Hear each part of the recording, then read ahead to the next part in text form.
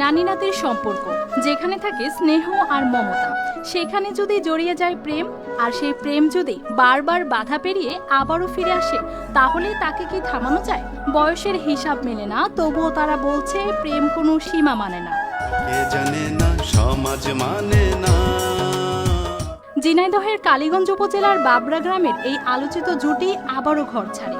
আগেও একবার পালিয়ে গিয়ে থানা পুলিশের মাধ্যমে ফিরিয়ে আনা হয়েছিল, কিন্তু বিচ্ছেদ যেন টিকেনি। হৃদয়ের টানে আবারও পাড়ি জমায় পাশের উপজেলা কোটচাঁদপুরে। আমাদের এই যে ঝিনাইদহ কালীগঞ্জ বাবরা গ্রামে নানি এবং নাচ ছেলে সম্পর্ক থাকে, দীর্ঘদিন ধরে সম্পর্ক থাকার পরবর্তীতে এরা পালিয়ে চলে যায়।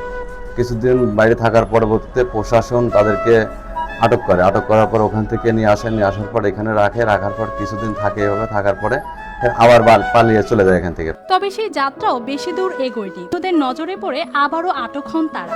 এ ঘটনায় এলাকায় তৈরি হয়েছে ব্যাপক চাঞ্চল্য, সামাজিক যোগাযোগ মাধ্যমেও ছড়িয়েছে ব্যাপক আলোচনা। তারা নানি আর নাতি বিয়ে হয়ে গিয়েছে, সম্পর্ক 5 বছর ধরে ছিল, দুইজন ভালোবাসা করে স্বেচ্ছায় বিয়ে করে ফেলছে।